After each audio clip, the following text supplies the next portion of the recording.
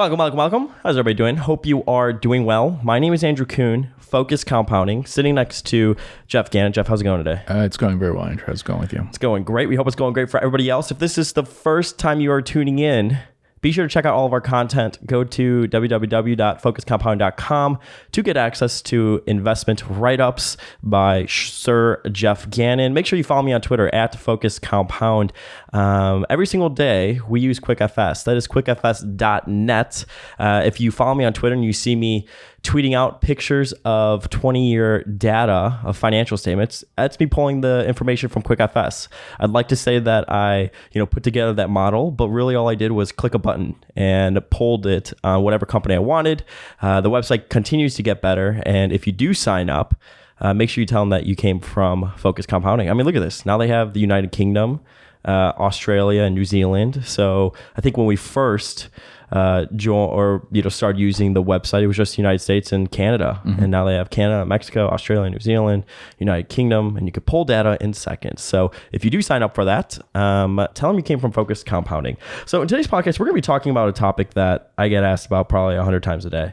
And it is how much is too much to pay for a great business. And I really want to break down. Okay. Why do you kind of smirked a little bit? You're like, well, this is going to be kind of hard to talk about on the podcast, or no, we'll talk about it. Yeah. We can really break down the difference between being like a good business and not a good business, right? Okay.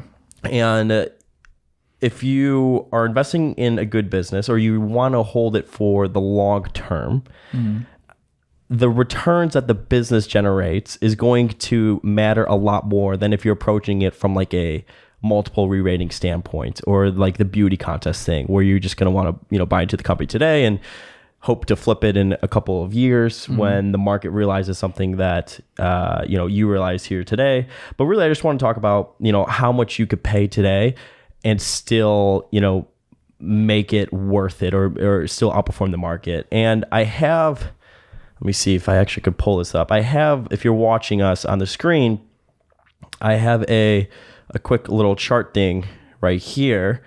And we could talk about just different scenarios and, kind of go through the math of it. But we could present a hypothetical, right? Let's say that a stock is able to compound its book value by 20% per year for 20 years, right? Yes. And let's say that you're actually going to hold the stock for 20 years. So let's say it has a 20% after-tax return on capital and they reinvest 100% of that cash flow. Right. Okay. Let's say that you, we could go through like how much does it matter how much you paid, like times book value, and what would your return be theoretically over those 20 years. And we could go through it. And if you paid 1 times book value and you hold a stock that was compounded by 20% per year for 20 years, obviously your return would be 20%. Right. This is assuming that the multiple doesn't expand or contract. Yeah. If you pay 2 times book value, you would make 16% a year for 20 years. If you pay 3 times book value, you would make 14% a year for 20 years. If you pay 4 times book value, you would make 12% a year for 20 years. If you paid 5 times book value, you would make 11% a year for 20 years. And if you paid 6 times book value, you would make 10% a year for 20 years. Right. Those assume that that the multiple contracts because you're paying a premium to book value. So that's why you're getting a lower amount. So it's contracting to 1 times book value when you go to sell the stock 20 years later. Yeah. So the interesting thing is when you think about what is a good business, and in our hypothetical business, this business earns a 20% return on capital, right, after tax, and then they're able to reinvest 100% of that capital, you could still pay 6 times book value and basically do better, I guess, by a couple percentage points or a percentage point than the market. Certainly you could pay 4 times as much as you would for a normal business, and you'll still come out meaningfully ahead. 4 times there is 12% a year. So you beat it by several percent. So over 20 years, it's a huge advantage. There's no doubt about that. So yeah, if you knew that something could grow at 20% per year for 20 years, it could justify paying 4 times more in terms of multiple. We're using book value, but there's lots of other things that would be the same. So if you normally would pay 12 times P for something, you could pay 48 times or something, So it is interesting. I mean, so especially for like companies like this, where they're able to reinvest their cash flow and stuff like that, it's like over shorter holding periods, in stocks that are reinvesting less of their earnings, per year, the price you pay today matters, right? But over a longer holding period, when you're really going to benefit from the actual returns that the business generates. It's like the return on the reinvestment matters the most. Right. And that's because of the amount of reinvestment and the spread between what you could make on the money and what it's being reinvested at. So in this case, let's say that you could make 10% a year in stocks generally, but the reinvestment is being done at 20% a year. Then you're getting a 10% spread there. And then a large amount, in this case, 100% of the earnings are being retained for that. But when people ask about what's the right price to pay, how much should you pay up for something that's paying out all earnings, really you shouldn't pay more for it at all. Just because it isn't retaining any earnings. In the long run, it has to be earnings retention, and then it has to also be a return on capital, that the return on the retained earnings, that is higher than your opportunity cost. So basically, we're talking about it has to be a double-digit return on capital, and it has to be retaining a meaningful amount of earnings. So it can't be paying out almost everything. Buybacks are a little more complicated. If the stock's cheap enough, then the buybacks would still work. So how would you factor that in? Buybacks are very tricky. The actual way I would factor it in is very large amounts of buybacks are very attractive for an investor, because what you'll do is you'll buy the stock when it's cheap, and then when you think the buybacks are not creating value, you would sell the stock, but you'd be selling at a high multiple. So there is a great deal of safety, and as long as you know it's a good business, buybacks are much more desirable than dividend payments. It isn't just an issue of the taxation differences. It's actually an issue that if you are a value investor, you would prefer buybacks anyway. Because if the buyback isn't attractive, you should sell the stock. Whereas in terms of the dividend, it's not changing the situation based on that. You're not getting a better return just because the stock is cheap. You're getting a higher yield. But it's not compounding the same way. And I talked about that once before for people. But in the very long run, it's a big benefit for a shareholder in a cheap stock to have them continue to buy back the stock. It's much bigger benefit than it is for the dividend. And that's because there's no compounding of the dividend, basically. Now, some people may argue, well, you could take the dividend and reinvest it in the stock and create much the same effect with some tax losses due to that, with some leakage. But other than that, you could kind of replicate the same thing. Yeah, and we have it right here. I mean, price divided by asset, so like equity invested capital, and then you care about the amount of earnings, so like the reinvestment rate, the amount of earnings reinvested in the business, and then the return on that reinvestment. So that's like the spread that you're talking about. Yeah, and you can see if you take those three items, why did Berkshire Hathaway do so well as a stock? The price was less than the book value, right? Then the amount of earnings reinvested was basically 100%. As soon as he could, he got rid of the dividend. And then the return on that reinvestment was very high.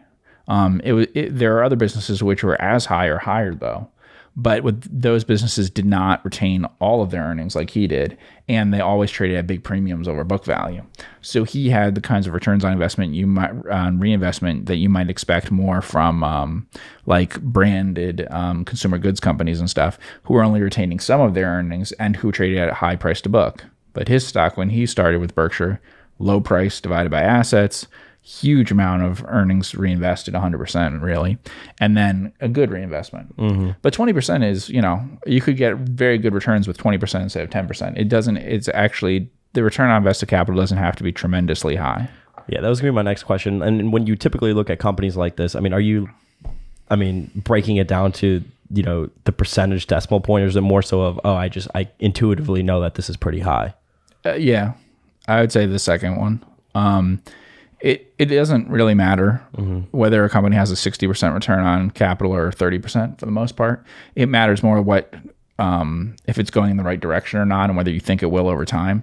But any business that's earning 20 or 30% returns on capital, when you think in general returns are, say 6 to 12% or something, cash returns, it's a big advantage. If it earns double the return on capital of other businesses, that's a really big advantage. And it really comes down to the issue of how predictable that is, how long in the future can go, and how much of your earnings you can retain. But yeah, I'd rather buy something with a lower return on invested capital that can retain all of it forever than something that can't. Yeah. And that's a problem that sometimes companies make, is they do retain it, right? And that all that capital comes from an industry or a business that they have a moat in or some sort of competitive advantage, and then they go into some other industry, they invest that capital in something else that, sort of the diversification thing, that Peter Lynch talks about. And it's the marginal return on invested capital that matters, and it's almost impossible to measure, but people should always keep that in mind. When you look at companies that have been very successful for decades, Southwest Airlines or Walmart or something like that, generally their return on invested capital over time is going to go down. And so when you're measuring on average, you're still measuring from an earlier period in which it was stronger, and the actual incremental return on invested capital is probably even lower than it appears because it was so good in the earlier period.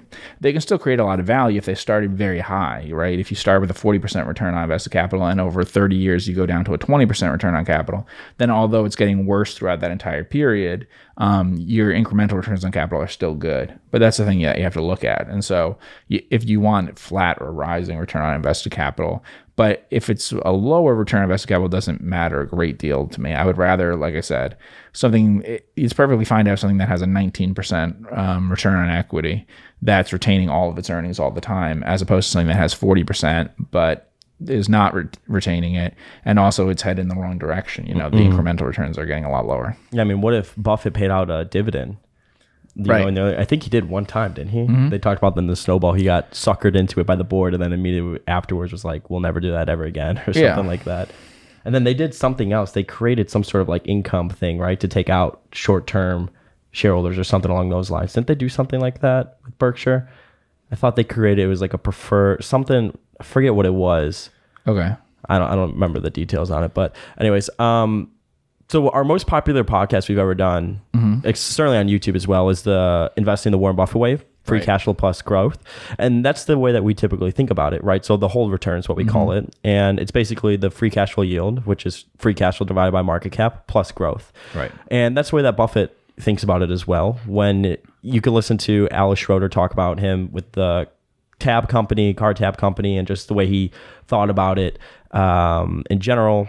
Now, obviously, interest rates are different, so the opportunity cost is different. But she basically said he wanted a 15% earnings yield today that he felt like could grow over time. So kind of the same principles, right? And the example we have here is if you buy stock that pays you a 4% dividend and is growing at 6% a year, you can make 10% a year for as long as you own the stock without having to sell at a higher PE, price to book, et cetera. So basically, along the lines, just for simplicity, of the same multiple.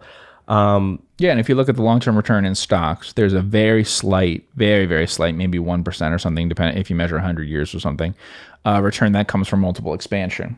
And that you should probably omit and assume can't continue forever, because otherwise at 100 years from now and then 100 years from then, you're going to end up with stocks having 100 times PEs, But if you assume flat returns, otherwise, most of the return in stocks and in indexes generally can be explained by their dividend yield, which is like their free cash flow yield that we're talking about, and their growth in sales per share. You could use earnings, you could use whatever you want, but on average, those two factors together should add up to about the return in the stock.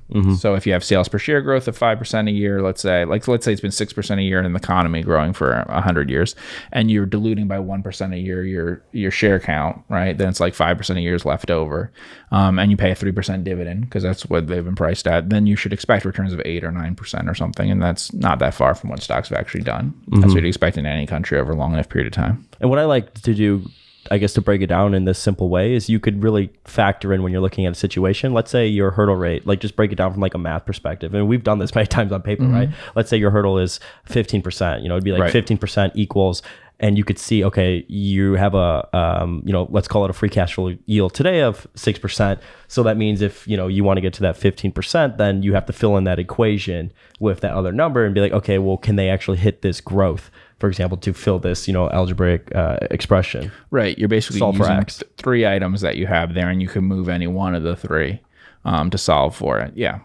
So you can either solve for it by taking any one thing and holding it constant. So assuming what's the price that I'm paying, so what's your dividend yield or what's your free cash flow yield, and then figure out your return and how much growth you have and things like that. You can solve it otherwise by figuring out what return do you want? How much growth does that mean you'll have? Because then you have two variables that you're holding firm. You know what the price, what the yield is, because the price is set today, and you're supplying a discount rate. You're supplying a hurdle rate of your own. Once you have those two, you can figure out what do I need in terms of growth. It's a good way of figuring out what is the market in essence pricing in terms of growth, and it can give you an idea of whether it's realistic or not. Because you can find many cases where it seems unrealistic in the sense that it's expecting much higher growth than it's ever achieved in the past or something like that. Yeah, because I tweeted that and then somebody said, oh yeah, he was, trolling. He basically was like, oh yeah, because having a 1% free cash flow yield and 10% growth is the same as having 10% growth. I'm sorry, a 10% free cash flow yield and 1% growth. I'm like, actually, that's the complete opposite. Right, having a 10% free cash flow yield, a 1% free cash flow yield today means that you better be right on growth in the future.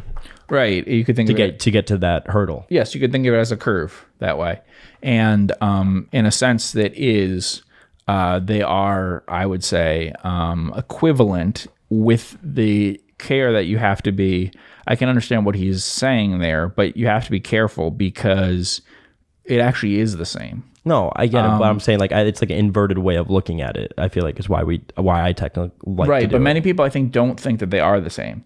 I think many people think that a 10% yield is in a sense much more attractive. 10% yield and 1% growth rate is much more attractive than 1% yield and 10% growth rate because they figure the growth rate won't be maintained forever and factors like that, which is true, and that's why it's the perpetual growth rate that matters.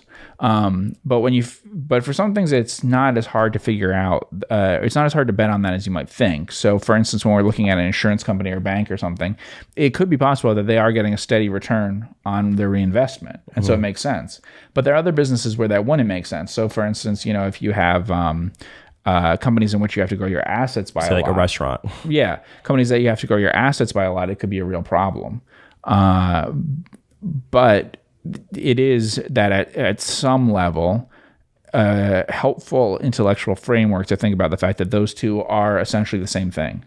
That's something that even something that's trading at 100 times earnings and something that's trading at 10 times earnings, but the growth rate is 10 times different, 1% versus 10%. If those were maintained long enough into the future and your hold horizon was forever, in fact, would be awfully similar. Well, it would, but I think the way that you think about it would have to be different to get there. Yes, but then you ask, well, why do I think of these things as being different? And that's where you can see the flaw in both of those things, right? So the flaw in paying 100 times, if you're going to have a 10% growth forever, is that probably the 10% growth will be true for a while, but not forever.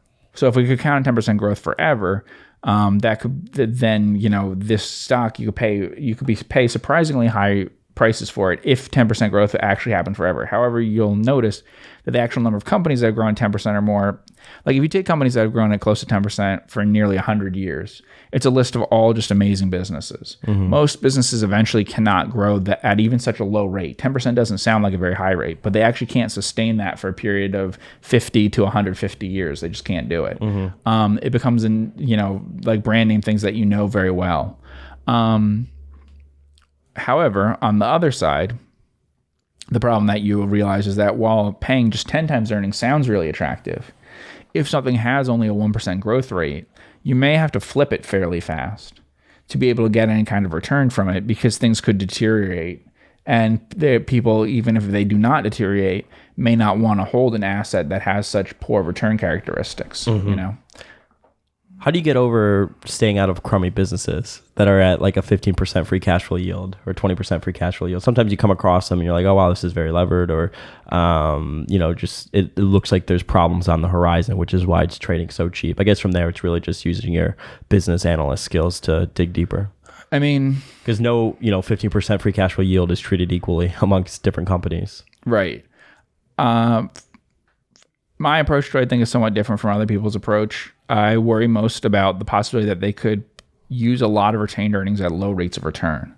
So I'm not sure I agree with other people in terms of what is a crummy business. As long as a crummy business does not take capital, it may be safer to invest in a crummy business than you think. The fact that a business is going to shrink is not necessarily as bad a thing as you might think. Buffett made a lot of money investing in a lot of shrinking businesses. Where he made mistakes was putting more capital into a business that wasn't good. If you can keep taking money out of a shrinking business, it may not be that big of a problem. And it certainly may, a shrinking business that takes no more capital and an average business that takes capital may not have that much different returns than you think. What you have to, in fact, you maybe should not pay more for an average business than for a bad business if the average business is going to take 100% of your capital, because you don't have any value creation by doing that. I think the danger becomes great, though, in terms of understanding management, stuff like that. If Buffett had not been running Berkshire, then many of those businesses would have had bad results because they would have put capital into them. He might have, someone else running it might have put more capital into blue chip stamps, the trading business, may have put it in, they sold out of the department stores, I would say, how many of his early businesses failed eventually? Right, but it's not necessarily a problem because he used those. Buffett used failing businesses, shrinking businesses, by not putting more capital into them and acquiring other things that vastly outperformed companies that were average businesses that took capital. So in the long run, it wasn't necessarily it wasn't a mistake to buy blue chip, and as opposed to buying an average business and reinvesting 100% into it, because that doesn't create value. What creates value is buying blue chip stamps and then using it to buy an extraordinary business C's, so that any capital that goes into anything else creates value. Mm-hmm. So I wouldn't say it's necessarily a problem, except of how severe the capital allocation thing becomes. And so I am willing to invest in businesses that are shrinking, that people think are bad businesses and things like that, when I think that the management is not going to put additional capital into them, because that's when I think they become very interesting. Why is that become very interesting? Well, you just then have to figure out how much of the cash you expect to get out of the business over time and what else you expect to be put into. Eventually, all investments should be cash-to-cash operations. So you shouldn't reward a company. You shouldn't pay a higher multiple just for the name of it, to own it. You shouldn't think, oh, I'd rather own Amazon than Acme because I get something from it. I get a feeling of security and stuff from owning Amazon. It's just a question of how much cash they will produce over time. So if you have something that's going to produce a bunch of cash over time, and then it's going to invest in something else over time, then really if the next 5 years of a business, if you buy a business at $20 a share and it's producing $10 a share in cash flow, that it's going to invest in a different business, then at the end of those 5 years, you're going to have $50 invested in something, a generic $50, $50 invested in generic business assets, which should be worth a lot versus the $20 that you paid. Now, I agree that if they're going to invest in something that is going to shrink and that it's going to get worse and worse over time, then you don't want to do that, right? But many businesses, the reason why many nets work out is not what people think. It isn't really that they liquidate. And it is more that they turn the business around from being a very bad business to being a so-so business, but at the same time without putting more capital into it. So the return on capital thing works both ways. Competition goes into those areas where there's high returns on capital, but it also flows out of those areas in which there are low returns on capital. Yeah, good point. And so eventually you do the same amount of sales, but just with less inventory and things like that. You really do. If something isn't attractive, eventually you slash things in the company, including things as basic as like inventory and stuff like that. You take 2 stores and you say, let's put them down to 1, We've talked about even ththings with banks and stuff like that, where people say, oh, well, and other businesses, but banks are a really good example. Let me put it this way. I think that the number of branches will shrink faster than the number of deposit accounts, So when people ask, like, how worried am I about that with banks? Not very, because there's a significant amount of capital and expenses, salaries, that can be taken out of the business. And it's really just a question of whether some things will shift from banks to non-banks that perform the same functions faster than you can shift expenses out of your bank. The same thing with people ask a lot about car things, because we own a car dealer. I really think that they will be able to take assets and expenses out of car dealers in general faster than they lose business to any other sort of thing. Like, so what type of expenses? I think you could have a lot fewer dealerships. You could have greater space between them, lower density. And so I think people could be willing to go further to dealerships.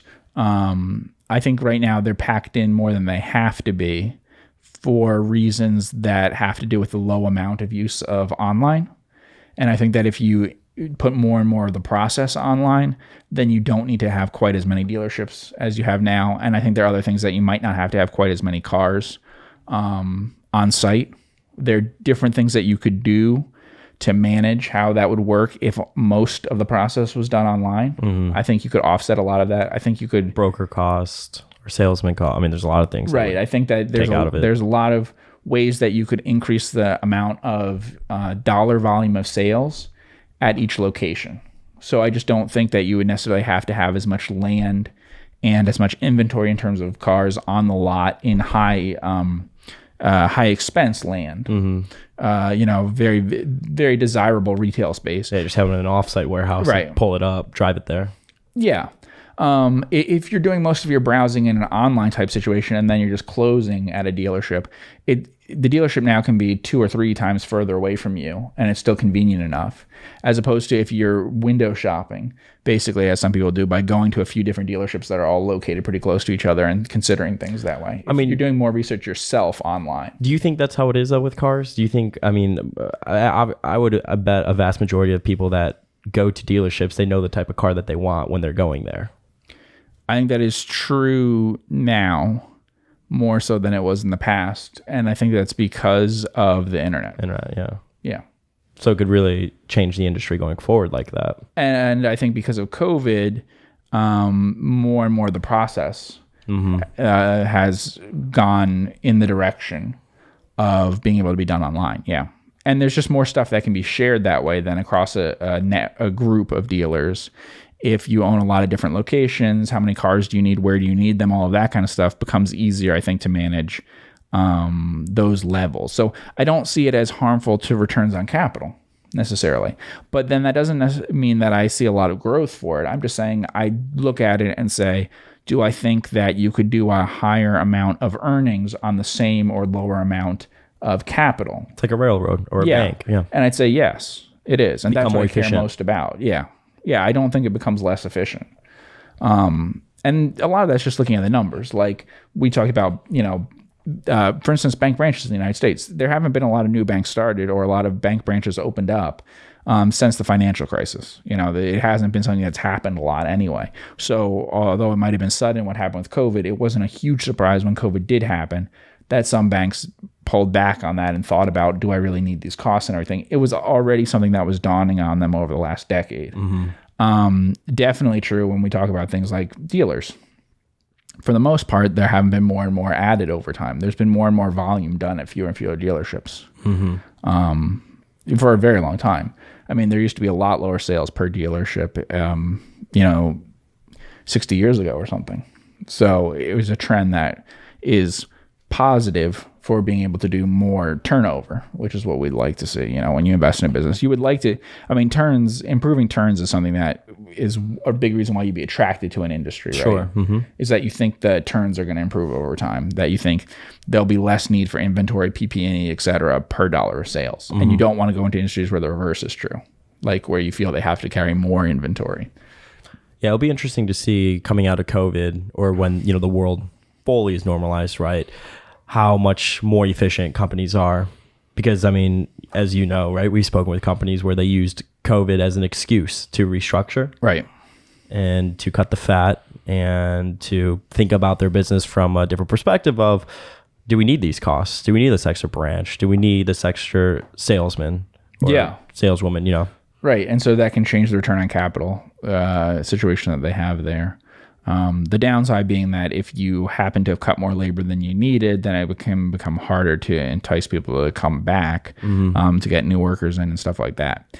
But if you just think that you have less locations that you need, you're going to use less office space. That's one of the obvious ones that you could, over time, economize more on office space. That would be a real attractive possibility, right? You could look for less premium office space, more diffuse.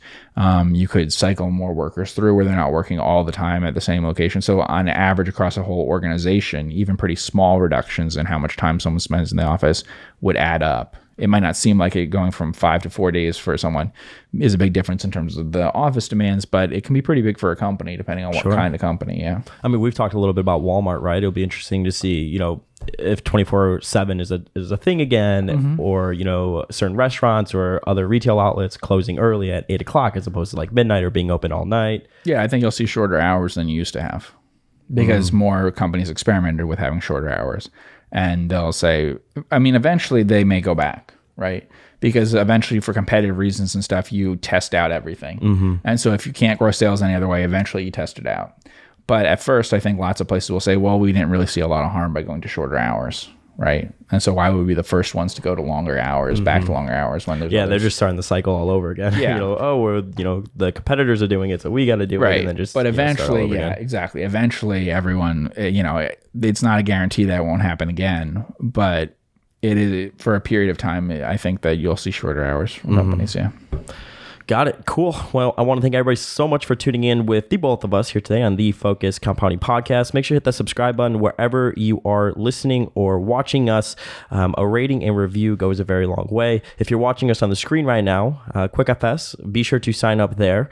It's the software that Geoff and I use every single day. And if you do sign up, tell them that you came from Focus Compounding. The feature that I use the most is clicking this right here, download financials, and it will pull 20 years of financials, key ratios, balance sheet, income, cash flow statement, everything. So definitely be sure to check that out. I thank everybody so much for the support, and we will see you in the next podcast.